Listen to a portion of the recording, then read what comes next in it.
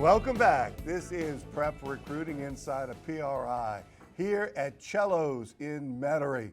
I'm the head coach of PRI, Rick Gailey, along with our Prep Recruiting insider, Renee Nato. And today we are joined by the head football coach of the Jesuit Blue Jays, Coach Mark Songy. Coach Songy, thank you for being here with us today. What a great pleasure it is to be with you. My pleasure, Rick. Thanks for having me. It's great. It's always special, Mark, when you come on. Going back a little bit, you coached under Bill Owens, Jeff Boss, Mike Archer in high school, Bobby Conlon, Vic Umont, Hank Tierney, Danny Abramowitz. Yep.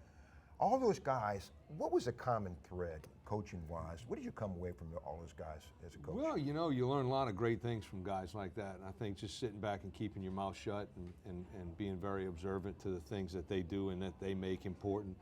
You know, even with Jeff, with equipment, you go back to fundamentals on everything. And all those guys were strictly fundamentally sound.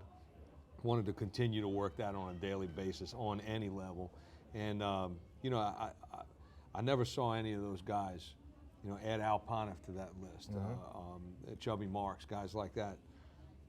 Those guys stress fundamentals on a daily basis, and that's something we try to do at Jesuit all the time. And I've never seen really good football teams be unsound fundamentally. So there's a connection there. And your basis as a coach is offensive line play. You really enjoy that, as you should. That's football, isn't it? It sure is. It's a lot of fun. And it's so technique oriented. You can coach each step of it.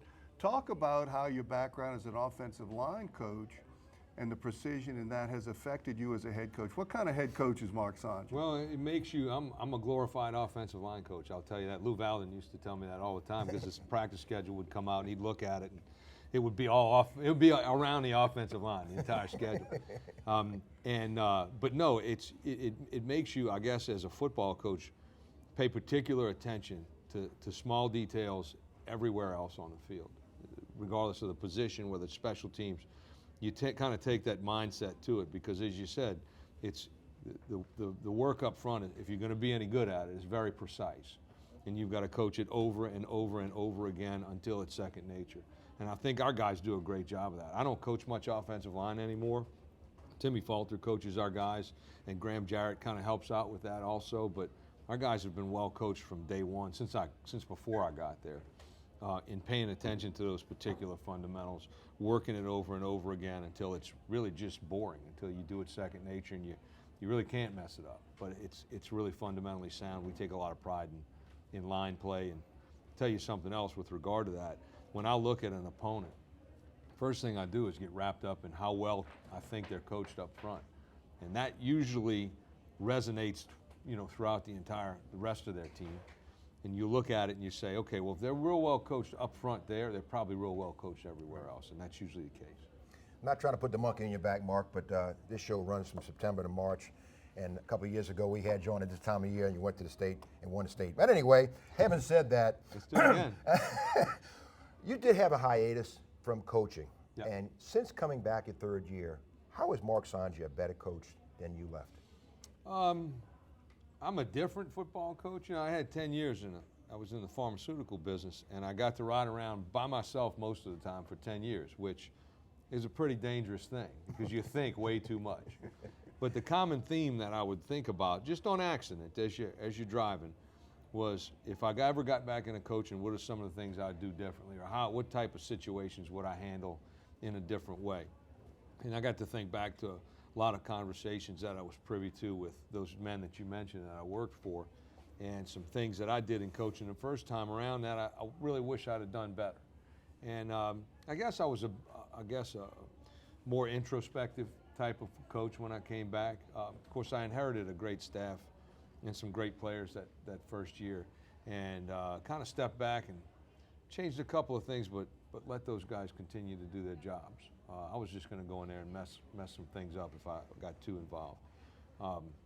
But at the same time, stepping back, changing how we practiced a little bit, giving our guys a little bit more of a break, especially going into game time. That was something that I thought I might have lost a few games in the past by working guys a little bit too hard, but Now we really try to back off so that we have fresh legs. We know what we're doing mentally on Friday, and the guys can go out and have a good time. Yeah, once you have your system in place, the worst thing you can do is overwork somebody because you can't get them back. Well, guys that I've worked for in the past would come up and ask me, hey, are they running that play for you or are they running it for them? Meaning, how many times do you really have to see it run? They've gotten it right 4 or 5 times in a row, and you're saying one more time. So, again, that's just back to the old days of coaching, and I think stepping back and saying, okay, they've got it, let's move on. Let's save their legs and move on. That's probably the thing that I learned driving around most. The recruiting process has evolved since way back, and it's changed a little bit now. How closely do you monitor the recruiting process, and how do you kind of keep things at bay a little bit? Almost not at all, because these guys that you're going to have on in a minute, when they're being recruited, a lot of times I don't know about it. I may get a phone call from a coach that's on the college level who's recruiting our guys, and it's a courtesy saying, hey, look, I've been in touch with so-and-so, and can you tell me a little more about him, that kind of thing. But, with Twitter and email and text messaging, things like that, they can get in touch with these guys at any time. They don't need to go through me. So I do open the door for our guys and tell them that, during the recruiting process, if they have any questions or need any help with anything, that I'm there and we'll get as involved as they want. But we haven't had that happen too often. I think we've had just about everybody in the country come through at one time or another the last couple of years, made some nice relationships with those guys, and they seem to be trying to do things on a very up-and-up basis, which I think is way different than it was 13, 14 years ago. But they're in touch with them a lot. I tend to get along or enjoy the company of the coaches that keep me involved and just kind of keep me up to date with regard to how they're recruiting our guys, what they're looking for, et cetera. That's where you used to be able to keep up with the latest trends. That Yeah. You had virtually a clinic a day with coaches No coming doubt. through. And they do. That's a great thing. In the spring, I love when they come through because they've got a little bit more time, and we'll get them up on the board and just kind of, maybe ask some questions and pull some things out of, certain things that we're trying to do that they're doing well. And talk about your coaching staff. You mentioned your offensive line coach, Coach Falter. Talk about the rest of your staff. Our guys do a great job. They're great with our kids, I think. They're energetic young guys. Troy Baglio coordinates our defense and is as good a defensive football coach as I've been around, and I've been around some great ones. I learned a lot from Troy. Troy is a holdover from the Vic Umont staff, and Troy and I worked for Vic together. And the battles that we'd have during the spring were learning experiences because we'd go against one another and we would be trying to, I guess, outfox one another on day to day. But you learn so much football doing that from good coaches. Troy, Darryl Rule, Terry Urson are on our defensive staff, along with Dan Devon and Earl Johnson. Those guys do a really good job. They relate to our kids well, and they coach them hard. Offensively, Graham Jarrett coaches our running backs, coordinates the offense. Gino Jambaluka, name for you there, yeah. He is dealing with our quarterbacks, coaching our quarterbacks, does a great job there. And Nick Nolfi, we added to the staff this year, is coaching our wide receivers. So I'm very happy with our guys, really am. We work real hard, and they're kind of throwback guys, most of them. Well, that is very obvious from watching y'all play, Coach, that they do an excellent job, well prepared, well planned, and the kids want to be coached.